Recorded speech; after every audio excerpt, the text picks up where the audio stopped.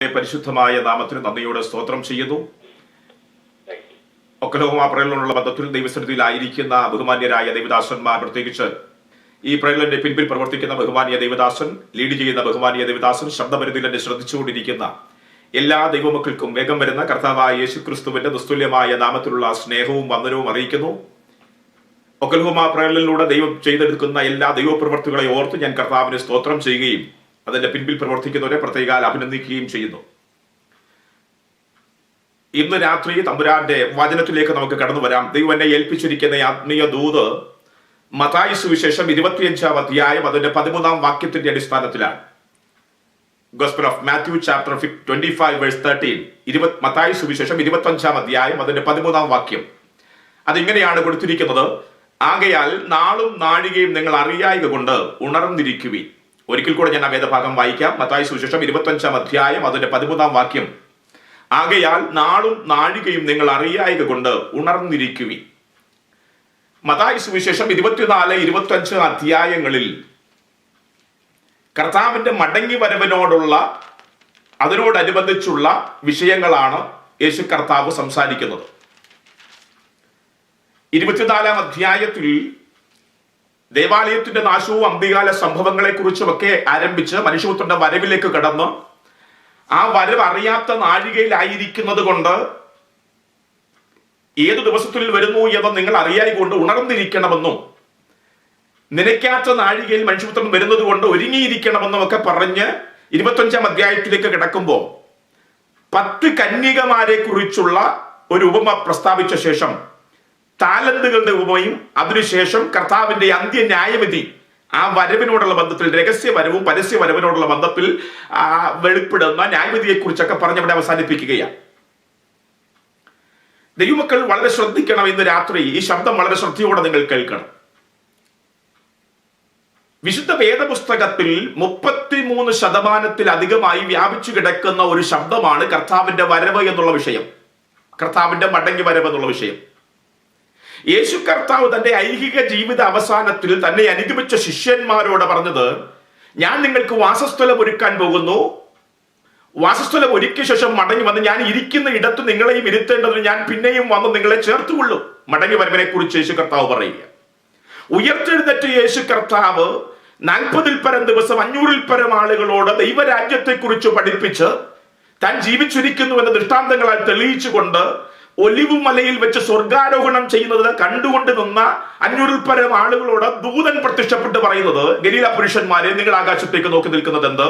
നിങ്ങളെ വിട്ട് സ്വർഗാരോഹണം ചെയ്ത യേശു കർത്താവ് പോയതുപോലെ വീണ്ടും വരും. മടങ്ങി വരവരെ കുറിച്ച് ദൂതന്മാർ പ്രസ്താവിക്കുന്നു. പിന്നീട് ശിഷ്യന്മാരും അപ്പോസ്തലന്മാരുടെയും പ്രസംഗ വിഷയം എന്ന് പറയുന്നത് യേശു മടങ്ങി വരുമെന്നുള്ളതായിരുന്നു. അതുകൊണ്ടാണ് ആ കാലഘട്ടത്തിലുള്ള ശിഷ്യന്മാർ അവർക്കുള്ളത് വിറ്റ് എല്ലാം പൊതുവകയെന്നെണ്ണി ദൈവദാസന്മാരുടെ കാൽ കീഴിൽ കൊണ്ടുവച്ചു. കാരണം മടങ്ങി വരവ് അവരുടെ ഒരു പ്രത്യാശ വിഷയമായിരുന്നു.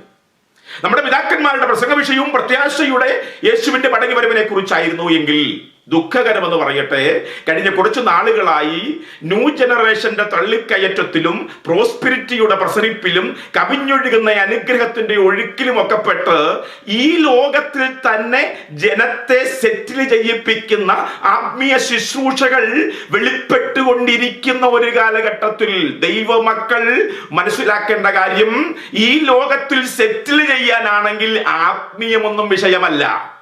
ലോകക്കാരെ പോലെ നമുക്ക് മുൻപോട്ട് പോകാം. എന്നാൽ ഈ ലോകത്തിനപ്പുറത്ത് ഒരു നിത്യവാസമുണ്ട്, ഒരു നിത്യജീവൻ വെളിപ്പെടുമെന്ന് ചിന്തിക്കുന്നവർ വളരെ ഭയത്തോടെ ഈ ദിവസങ്ങളിൽ കാലഘട്ടത്തിലേക്ക് കാലങ്ങൾ കഴിയണമെന്ന് ദൈവാത്മാവ് ആഗ്രഹിക്കുകയാണ്. ഈ കാലഘട്ടത്തിലെ ശുശ്രൂഷകളെല്ലാം വെളിപ്പെടുത്തുന്നത് ഈ ലോകമാണ് വിഷയം. ഈ ലോകത്തിൽ തന്നെ ജനത്തെ സെറ്റിൽ ചെയ്യിപ്പിക്കുകയാണ്. വളരെ ഭയത്തോടുകൂടെ കേൾക്കേണ്ട വിഷയമാണ്, കാണേണ്ട വിഷയമാണ്. നമുക്കറിയാം, യേശു കർത്താവ് ജീവിച്ചിരുന്ന കാലത്ത് യേശു കർത്താവ് ഒരു വിഷയം പറഞ്ഞു, ഒരു സംഭവം പറഞ്ഞു, ധനവാന്റെയും ലാസറിന്റെയും സംഭവം. ഈ ലോകത്തിൽ ലഭിക്കാവുന്ന എല്ലാ, നമ്മൾ പറയുന്ന എല്ലാ അനുഗ്രഹങ്ങളും പ്രാർത്ഥനയുടെ മറുപടികളും ലഭിച്ച് അനുഗ്രഹിക്കപ്പെട്ടവരെന്ന് അവരും മറ്റുള്ളവരും വിചാരിച്ച ഒരുവനായിരുന്നു ധനവാൻ എന്ന് പറയുന്ന മനുഷ്യൻ. ധൂമവസ്ത്രവും പട്ടുവസ്ത്രവും ഒക്കെ ധരിച്ച് ആഡംബരത്തോടെ ജീവിച്ച് അവസാനിച്ചതും അടക്കവും ആഡംബരത്തോടുകൂടെയായിരുന്നു. എന്നാൽ ഈ ലോകത്ത് പറയാവുന്ന ഒരു നന്മയും ഇല്ലാത്ത ഒരു മനുഷ്യൻ ലാസർ, ഒരു പ്രാർത്ഥനയുടെ മറുപടിയും അവന് കിട്ടിയിട്ടില്ല. വേണ്ട രീതിയിലുള്ള ശുശ്രൂഷ കിട്ടിയിട്ടില്ല. രോഗസൗഖ്യം കിട്ടിയിട്ടില്ല. മരിച്ചപ്പോ അടക്കം കിട്ടിയിട്ടില്ല. പക്ഷേ അതിനുശേഷമുള്ള ജീവിതാവസാനത്തിൽ, ജീവിതാരംഭത്തിൽ ലഭിച്ച പദവികളെ ഓർത്ത് ദൈവമക്കളെ നാം ഭയപ്പെടേണ്ടതായിട്ടുണ്ട്. നമുക്ക് വേണമെങ്കിൽ നമ്മുടെ സാക്ഷ്യങ്ങളൊക്കെ ഈ കാലഘട്ടത്തിൽ ലഭിച്ച നന്മകളെ കുറിച്ചുള്ള വിവരങ്ങളാണ്.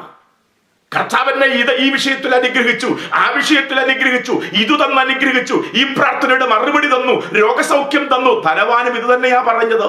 ഈ ലോകത്ത് അവന് ലഭിക്കാവുന്ന എല്ലാ നന്മയും ലഭിച്ചു. എന്നാൽ ലാസറിന് പറയുവാൻ ഒരു നന്മ പോലുമില്ല. വീടില്ല, വാഹനമില്ല, വസ്തുവകകളില്ല, പറയപ്പെട്ട നന്മയില്ല.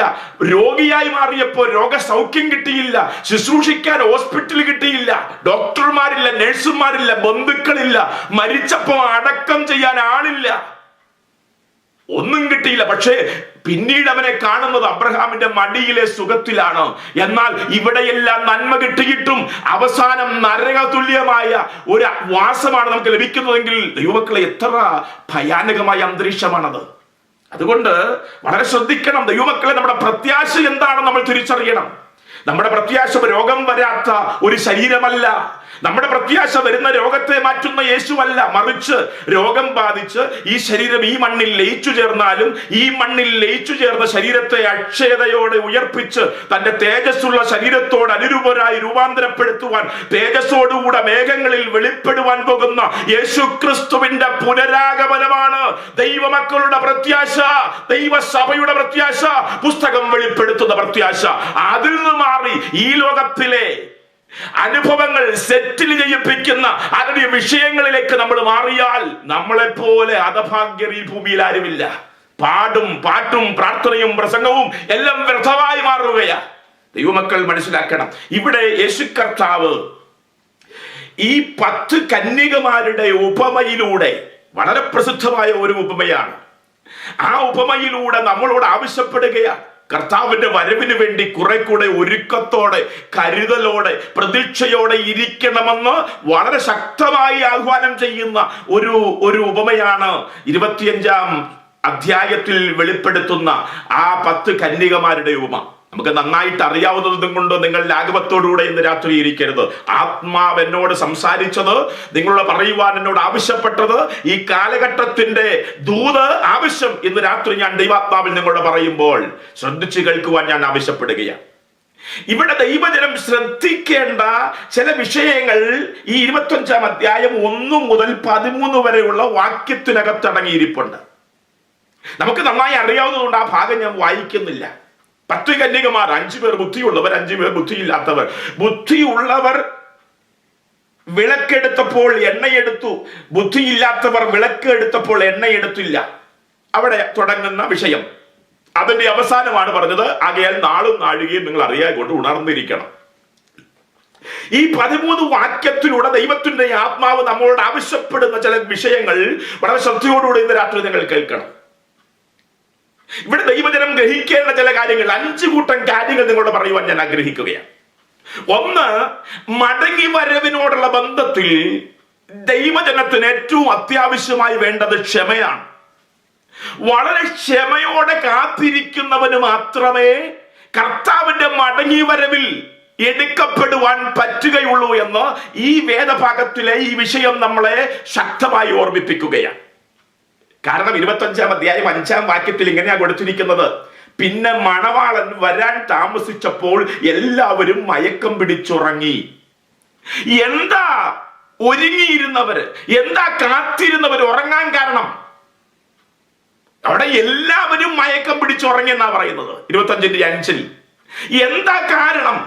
എല്ലാവരും ഉറങ്ങാൻ കാരണം ഒരുങ്ങിയിരുന്നവരല്ലേ, ഉണർന്നിരുന്നവരല്ലേ? എന്താ ഉറങ്ങാൻ കാരണം? മണവാളൻ വരാൻ താമസിച്ചു.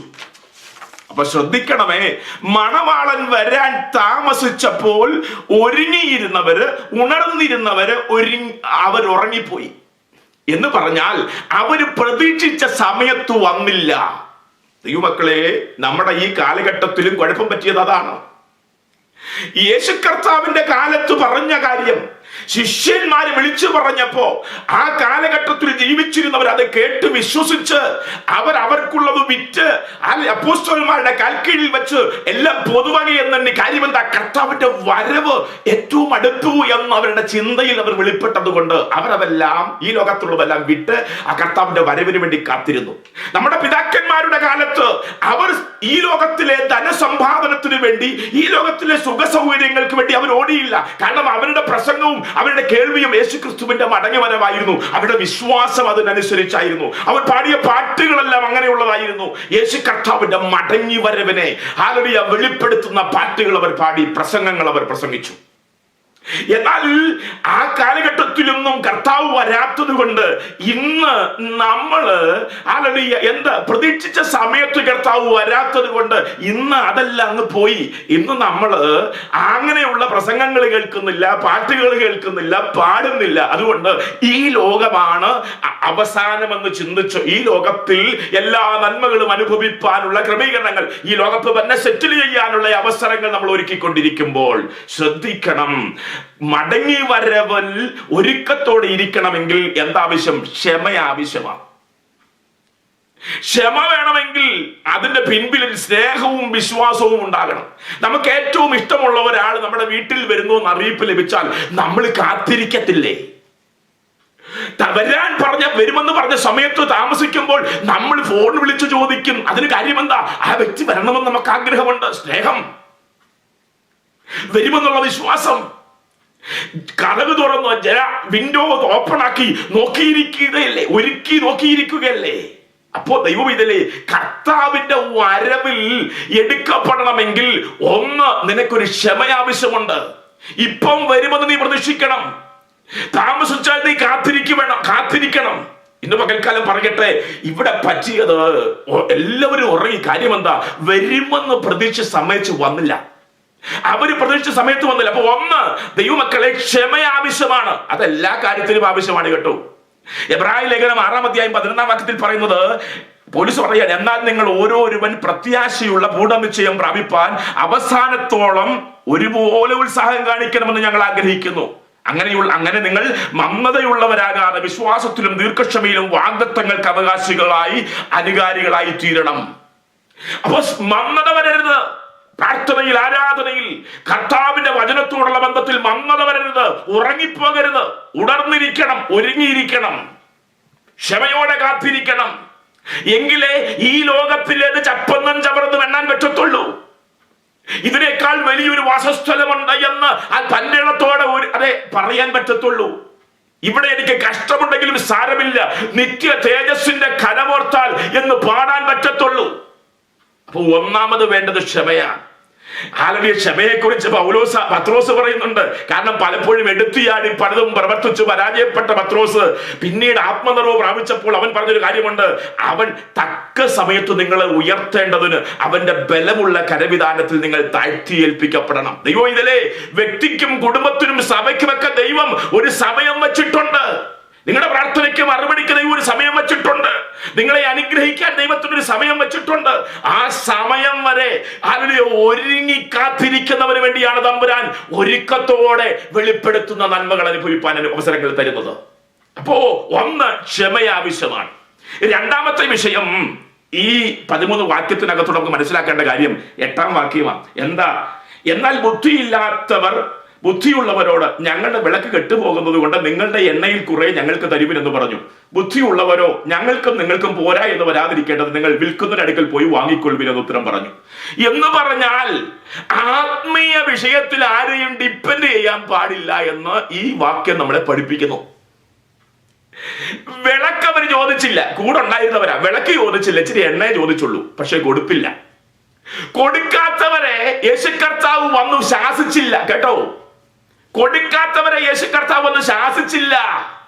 കാരണം യേശു കർത്താവ് ആഗ്രഹിക്കുന്നു, ആത്മീയ വിഷയത്തിൽ ആരെയും ഡിപ്പെൻഡ് ചെയ്യാൻ പാടില്ല. സ്നേഹിതരെ സ്നേഹിക്കണം, ജീവനെ തന്നെ കൊടുക്കണം എന്ന് പറഞ്ഞു. എന്നാൽ സ്നേഹിതന്മാർക്ക് വേണ്ടി ആത്മാവിനെ കൊടുക്കരുത്. ദൈവമക്കൾ മനസ്സിലാക്കിക്കോ. സ്നേഹിതന്മാർക്ക് വേണ്ടി, ബന്ധുക്കൾക്ക് വേണ്ടി നിങ്ങളുടെ ആത്മാവിനെ നിങ്ങൾ കൊടുക്കരുത്. ഭൗതിക കാര്യങ്ങൾ ഡിപ്പെൻഡ് ചെയ്തു, പക്ഷെ ആത്മീയ കാര്യങ്ങൾ ഡിപ്പെൻഡ് ചെയ്യരുത്. കാരണം പുസ്തകം പറയുന്നു, ഒരുവനെ തള്ളും മറ്റവനെ കൈക്കൊള്ളും. വെളിപ്പാട് പുസ്തകം 22:11 പറയുന്നു, അനീതി ചെയ്യുന്നവൻ ഇനിയും അനീതി ചെയ്യട്ടെ, അഴുക്കാകുന്നവൻ ഇനി അഴുക്കിലാടട്ടെ, അതിൽ എൻജോയ് ചെയ്യട്ടെ. ദൈവമേ ശ്രദ്ധിക്ക്, യെഹെസ്കേലിന്റെ പുസ്തകത്തിൽ അനീതി ചെയ്യുന്നവനെ തിരുത്തുക എന്നാണ് പുസ്തകം പറയുന്നത്, യെഹെസ്കേലിന്റെ പുസ്തകത്തിൽ. എന്നാൽ വെളിപ്പാടിലേക്ക് വരുമ്പോൾ പറയുന്നത്, ചെയ്യുന്നവൻ ചെയ്യട്ടെ, നീ നിന്റെ ആത്മാവിനെ നഷ്ടപ്പെടുത്തരുത്. അപ്പൊ ശ്രദ്ധിക്കണം. രണ്ടാമത്തെ വിഷയം, ആത്മീയ വിഷയത്തിൽ ആരെയും ഡിപ്പെൻഡ് ചെയ്യരുത്. നമുക്ക് നന്നായിട്ടറിയാം ഒരു സഹോദരിയെ കുറിച്ച്, ശമരിയക്കാരത്തെ സ്ത്രീ. അവൾ യേശുവിനെ മനസ്സിലാക്കി കഴിഞ്ഞപ്പോ അവള് പാത്രം അവിടെ ഇട്ടിട്ട് പട്ടണത്തിൽ ചെന്ന് അവരോട് ജനത്തോട് സാക്ഷ്യം പറയുന്നുണ്ട്.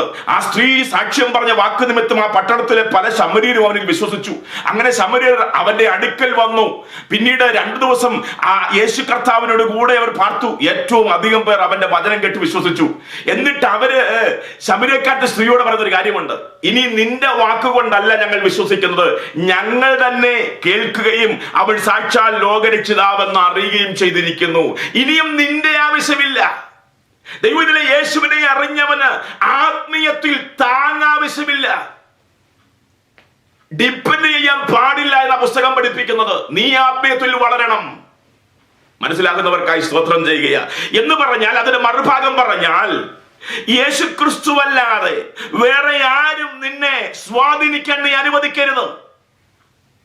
ഇന്ന് ഒത്തിരി പേര് നമ്മളെ സ്വാധീനിച്ചുകൊണ്ടിരിക്കുകയാണ്. എന്നാൽ വിശുദ്ധ വേദപുസ്തകം നമ്മളെ പഠിപ്പിക്കുന്നത്, യേശു കർത്താവ് അല്ലാതെ വേറെ ആരും നമ്മളെ സ്വാധീനിക്കാൻ അനുവദിക്കരുത്. അതുകൊണ്ടാണ് യേശു കർത്താവ് ശിഷ്യന്മാരോട് പറഞ്ഞത്, വിളക്ക് കത്തിച്ച് പറയിൻ കീഴിലല്ല തണ്ടിന്മേൽ അത്രേ വെക്കേണ്ടത് എന്ന് പറഞ്ഞാൽ, വേറൊന്ന് സ്വാധീനിച്ചിട്ട് നിങ്ങളുടെ പ്രകാശം വെളിയിൽ വരാതിരിക്കരുത്. യേശു കർത്താവാണ് ഏറ്റവും നല്ല മാതൃക. ഞാൻ യേശു കർത്താവിനെ പിൻപറ്റുന്നയാളാണ്. യേശു കർത്താവാണ് ഏറ്റവും നല്ല മാതൃക. ഭൗതിക യേശു കർത്താവ് 30-ാമത്തെ വയസ്സിൽ യോർദാനിൽ സ്നാനമേറ്റ് ആത്മനിറവ് പ്രാപിച്ച് പിതാവിന്റെ അടുക്കൽ പോയി 40 ദിവസം ഇരുന്ന് അതിനുശേഷം വിശന്നിറങ്ങി വരുമ്പോ സാത്താൻ അവനെ സ്വാധീനിക്കാൻ നോക്കി. ഭൗതിക മണ്ഡലത്തിൽ അവനെ സ്വാധീനിക്കാൻ നോക്കി. വിശന്നിരിക്കുന്നവനോട് പറഞ്ഞു, നിന്റെ വിശപ്പ് മാറണ്ടേ, ഈ കല്ലിനോട് അപ്പമായി തീരാൻ കൽപ്പിക്കുക. ആ ഭൗതിക വിഷയത്തിലേക്ക് അവനെ കൊണ്ടുപോകാൻ ശ്രമിച്ചു. വിശപ്പ് മാറ്റാൻ, കല്ല് അപ്പമായി തീരാൻ, സ്വന്തം കാര്യസാധനത്തിന് വേണ്ടി ശുശ്രൂഷയെ മാറ്റാൻ അവരോട് ആവശ്യപ്പെടുകയാണ്. ശ്രദ്ധിക്കണമേ, ഈ കാലഘട്ടത്തിൽ ശുശ്രൂഷകന്മാർക്ക് പറ്റുന്ന വലിയ പരാജയമാണ്. സ്വന്തം കാര്യങ്ങൾക്ക് വേണ്ടി ശുശ്രൂഷയെ തിരിക്കുന്നു. 2 വീണൊന്ന് നമസ്കരിച്ചാൽ എല്ലാറ്റിന്റെയും അധികാരം ഞാൻ നിനക്ക് തരാം, കസേര തരാം. കസേരയ്ക്ക് വേണ്ടി പലരുടെയും കാൽക്കൽ വീഴുന്നു. ദൈവമക്കളെ, മറ്റാരും നമ്മളെ സ്വാധീനിക്കാൻ നമ്മൾ അനുവദിക്കരുത്, യേശു അല്ലാതെ. യേശു അവിടെ അതിനെ ശാസിച്ചകറ്റുകയാണ്. പിന്നീട് നമ്മൾ യേശു കർത്താവ് ശുശ്രൂഷ ചെയ്യുമ്പോൾ 5 അപ്പം കൊണ്ട് 5000 പുരുഷന്മാർ തൃപ്തരായി. ജനക്കൂട്ടമല്ല അവനെ രാജാവാക്കാൻ നോക്കി. പുറകെ കടന്നു വരുമ്പോൾ യേശു കർത്താവ് ദൈവത്തിന്റെ ഉപദേശം വെളിപ്പെടുത്തിയപ്പോ ജനക്കൂട്ടം, ക്രൗഡ് പറഞ്ഞു, ഉപദേശം ഞങ്ങൾക്ക് വേണ്ട, മറ്റത്ഭുതത്തിലേക്ക് തിരികെ, ഞങ്ങൾ നിന്റെ കൂടെയുണ്ട്. പക്ഷേ ജനത്തിന്റെ സ്വാധീനത്തിനനുസരിച്ച് വഴങ്ങാൻ യേശു തയ്യാറായില്ല. ക്രൗഡിന്റെ സ്വാധീനത്തിനനുസരിച്ച് വഴങ്ങാൻ യേശു തയ്യാറായില്ല. യേശു കർത്താവ് പറഞ്ഞു, ഉപദേശമില്ലാതെ ഒരു പരിപാടിയില്ല, പോകുന്നവര് പോ. ശിഷ്യന്മാരുടെ പറഞ്ഞു, നിങ്ങൾക്കും വേണേ പോകാം. പുരുഷവാരത്തിന്റെ സ്വാധീനത്തിനനുസരിച്ച് ശുശ്രൂഷിക്കുന്നവനായിരുന്നില്ല യേശു കർത്താവ്. അതിനുശേഷം എല്ലാവരും പോയെന്ന് കണ്ടത് സ്വന്തം സഹോദരന്മാർ യേശുവിനോട് പറയുന്ന ഒരു കാര്യമുണ്ട്. എല്ലാവരും പോയി, ജനക്കൂട്ടം ഒന്നും ഇപ്പൊ യേശുവിന്റെ അടുക്കൽ ഇല്ലാതിരുന്നപ്പോ സഹോദരന്മാർ പറയുന്ന ഒരു കാര്യമുണ്ട്, നീ ഇപ്പോ യെരുശലേമിലേക്ക് ചെല്ല്, അവിടെ പെരുന്നാൾ നടക്കുകയാ, നീ അവിടെ പ്രശസ്തനാകാൻ ആഗ്രഹിക്കുന്നെങ്കിൽ അവിടെ ചെന്ന് നീ ഒരു അത്ഭുതം ചെയ്യ്. ഉടനെ യേശു കർത്താവ് സഹോദരന്മാരുടെ പറഞ്ഞ കാര്യമുണ്ട്, നിങ്ങൾക്ക് എപ്പോഴും സമയമുണ്ട്, നിങ്ങൾ പൊയ്ക്കോ, എന്റെ സമയമായിട്ടില്ല. സഹോദരന്മാർ സ്വാധീനിക്കാൻ ശ്രമിച്ചപ്പോൾ ആ സ്വാധീന വലയത്തിൽ യേശു വീണില്ല. പുരുഷാരം സ്വാധീനിക്കാൻ ശ്രമിച്ചപ്പോൾ യേശു വീണില്ല. സാത്താൻ സ്വാധീനിക്കാൻ ശ്രമിച്ചപ്പോൾ യേശു വീണില്ല. സ്വന്തം കാര്യം സാധിക്കാൻ വേണ്ടി യേശു അവരെ ശുശ്രൂഷയെ മാറ്റിയില്ല. അവസാനം കൂടെ നിൽക്കുന്ന, ചാകാൻ തയ്യാറാണെന്ന് പറഞ്ഞ പത്രോസ് യേശുവിന്റെ അടുക്കുമെന്ന് പറഞ്ഞു, നീ മരിക്കുകയൊന്നും വേണ്ട, ക്രൂശിലൊന്നും കയറണ്ട എന്ന് പറഞ്ഞപ്പോ, പോ സാത്താനെ, എന്നെ വിട്ടുപോയി എന്ന് പറഞ്ഞ് സ്വന്തം ശിഷ്യന്റെ സ്വാധീന വലയത്തിൽ അകപ്പെടാതെ അയച്ചവന്റെ സ്വാധീന വലയത്തിൽ തന്നെ നിന്നവർ യേശുവിനെ അനുഗമിക്കുന്ന ദൈവമക്കളെ ഓർത്ത് ഞാൻ കർത്താവിന് സ്തോത്രം ചെയ്യുക. അങ്ങനെ ആയിത്തീരാനായി എന്റെ ആഗ്രഹം. ശുശ്രൂഷ തന്നവനെ അവന്റെ വാക്ക് കേട്ട് മുൻപോട്ട് പോകുക, അവന്റെ സ്വാധീന വലയത്തിൽ. അങ്ങനെയാണെങ്കിൽ ഇന്ന് രാത്രി ഞാൻ പറയട്ടെ ദൈവമക്കളെ, ആത്മീയ വിഷയത്തിൽ ആരെയും ഡിപ്പെൻഡ് ചെയ്ത് മുൻപോട്ട് പോകുന്ന ദൈവത്തിന് ഇഷ്ടമുള്ള കാര്യമല്ല. അങ്ങനെ ആയിരുന്നെങ്കിൽ വിളക്കിൽ ഇച്ചിരി ഒഴിക്കാൻ എണ്ണ തരാൻ പറഞ്ഞ ആ സഹോദരിമാർ കൊടുക്കാതിരുന്നപ്പോൾ യേശു മണവാളൻ കടന്നു വന്ന് ആദ്യം ശാസിക്കേണ്ടത് കൊടുക്കാതിരുന്നവരെയാ. കാരണം 5 പേർ പുറത്തു പോകാൻ കാരണം നിങ്ങളാണെന്ന് പറഞ്ഞില്ല യേശു കർത്താവ്? പറഞ്ഞോ? ഇല്ല. കാരണം ആത്മീയ വിഷയത്തിൽ ഡിപ്പെൻഡ് ചെയ്യുന്നത് യേശുവിന് ഇഷ്ടമുള്ള കാര്യമല്ല. അത് വളരെ വ്യക്തമായി ദൈവമക്കൾ മനസ്സിലാക്കണം. അടുത്തത്, മൂന്നാമത് ഇതിനകത്തുനിന്ന് പഠിക്കാൻ പറ്റുന്ന വിഷയം, വളരെ ചെറിയ കുറ്റത്തിന് വലിയ ശിക്ഷ, വലിയ നഷ്ടം. ദൈവമക്കൾ, നമ്മൾ വിചാരിക്കും ആത്മീയ വിഷയത്തിൽ അതൊന്ന് കണ്ണടച്ച കുഴപ്പമൊന്നുമില്ല, അതുകൂടെ ചെയ്തിട്ട് വലിയ കുഴപ്പമൊന്നുമില്ല. ദൈവവൈതലേ, കാരണം ഇവിടെ അപ്പന്റെ മുമ്പിൽ മക്കൾ ഒരു ചെറിയ തെറ്റ് ചെയ്താലും ആ സ്നേഹമുള്ള അപ്പനാണെങ്കിൽ അത് ചൂണ്ടിക്കാണിച്ച് തിരുത്തും.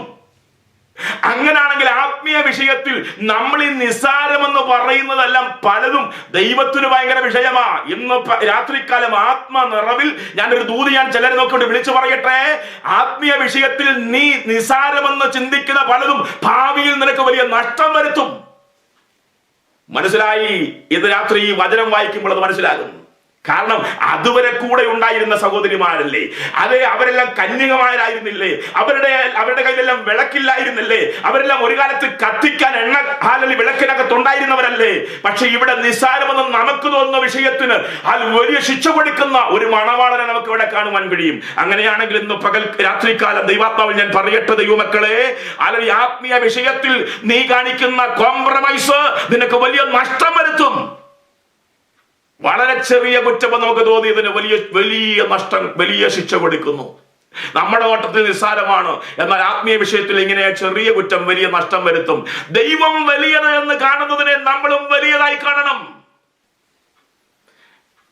വെളിപ്പാട് പുസ്തകം 2-ാം അധ്യായം 4-ാം വാക്യത്തിനകത്ത് എഫെസോസ് സഭയോട് ദൂത് അറിയിക്കുമ്പോൾ എത്ര നല്ല കാര്യങ്ങളാണ് അവൻ ചെയ്തിട്ടുള്ള നല്ല കാര്യങ്ങളുടെ ലിസ്റ്റ് ഇങ്ങനെ എണ്ണം പറഞ്ഞ് 6 കൂട്ടം കാര്യങ്ങൾ എണ്ണി പറഞ്ഞിട്ട് അവസാനം ഒരു കാര്യം പറഞ്ഞിട്ടുണ്ട്, നിന്റെ ആദ്യ സ്നേഹം വിട്ടുകളഞ്ഞു എന്നൊരു കുറ്റം നിന്നിൽ കാണുന്നുണ്ട്. അവിടെ തിരിഞ്ഞില്ലെങ്കിൽ നിന്നെ ഞാൻ ഇവിടെ നിന്ന് നീക്കിക്കളയും. നോക്കട്ടെ, മേളിലെ 6 കൂട്ടം ഗുണവും നഷ്ടപ്പെടുകയാ ഈ ഒരു ചെറിയ കുറ്റം, പക്ഷെ നീക്കിക്കളയും. വളരെ മനസ്സിലാക്കണം. വെളിപ്പാട് പുസ്തകം 21-ാം അധ്യായം അതിന്റെ 8-ാം വാക്യത്തിനകത്ത് അവിടെ രേഖപ്പെടുത്തിയിരിക്കുന്നത്, ഭീരുക്കൾ, അവിശ്വാസികൾ, അറക്കപ്പെട്ടവർ, കൊലപാതകൾ, ദുർനടപ്പുകാർ, ക്ഷുദ്രക്കാർ, ബിംബാരാധികൾ എന്നിവർക്കും ഭോഷ്ക് പറയുന്ന ഏവർക്കുമുള്ള യോഗ്യന് തീയും ഗന്ധവും കത്തുന്ന പൊയ്കയുമാണ്. അതിനകത്ത് ആദ്യം പറയുന്ന പ്രതിയുടെ ലിസ്റ്റ് ഏതെന്നറിയാമോ? ഭീരുക്കൾ. ആത്മീയ ലോകത്ത് ഭീരുക്കൾ ഉണ്ടാകരുത്. ശ്രദ്ധിക്കണം ദൈവമക്കൾ. ഇവിടെ പറയുന്ന ലിസ്റ്റിനകത്ത് നമ്മള് വലിയ കാര്യമായി പറയുന്നത് കൊലപാതകയും ദുർനടപ്പ് ശുദ്രക്കാരും ബിംബാര അങ്ങനെയൊക്കെയാണെങ്കിൽ കർത്താവ് തന്ന ലിസ്റ്റിനകത്തെ ആദ്യത്തെ പേര്, തീക്കകത്ത് പോകുന്നവരുടെ ആദ്യത്തെ പ്രതി ആരാന്നറിയാമോ? ഭീരുക്കൾ. ശ്രദ്ധിക്കണം. 10-ൽ 9 പേർ തെറ്റ് ചെയ്യുമ്പോ അതിനകത്ത് ഒരാള് പിടിച്ചു നിൽക്കുന്നുവെങ്കിൽ അതിന്റെ പിൻപിൽ ഒരു ആത്മീയ ധൈര്യമുണ്ട്. ഈ പുസ്തകത്തിൽ നിൽക്കുന്നവൻ ഭീരുവാകരുത്. പ്രമാണത്തിൽ നിൽക്കുന്നവന് ധൈര്യം വേണം. അതാ പഠിപ്പിക്കുന്നത് പുസ്തകം. യെരൂശലേമിൽ നിന്ന് പിടിച്ചുകൊണ്ടുവന്ന നെബൂഖദ്നേസറിന്റെ കാലത്ത് പിടിച്ചുകൊണ്ടുവന്ന സകല കുഞ്ഞുങ്ങളും തമ്പുരുവിന്റെ ശബ്ദം കേട്ടപ്പോ, വീണയുടെ ശബ്ദം കേട്ടപ്പോ, താളത്തിനടുത്ത് വീണ് നമസ്കരിച്ചപ്പോ 3 പിള്ളേര് പറഞ്ഞൊരു കാര്യമുണ്ട്, ഇല്ല, പ്രമാണം ഞങ്ങൾക്കുണ്ട്, 97 വീണത് ഞങ്ങൾക്ക് വിഷയമല്ല. ഇന്ന് രാത്രികാലം ദൈവാത്മാവ് പറയട്ടെ, ഭൂരിപക്ഷത്തിനനുസരിച്ച് ചലിക്കുന്ന ഒരു ദൈവമല്ല എന്റെ ദൈവം, പ്രമാണത്തിൽ നിൽക്കുന്നവർക്ക് വേണ്ടി ചലിക്കുന്ന ദൈവമാണ് എന്റെ ദൈവം. 1-ാമത്തെ ലിസ്റ്റിൽ കൊടുത്തിരിക്കുന്ന പ്രതി ഭീരുക്കളാ. ധൈര്യം വേണം, ആത്മീയ ധൈര്യം. എനിക്ക് വലിയ ഇഷ്ടമാണ് യോശുവയെ.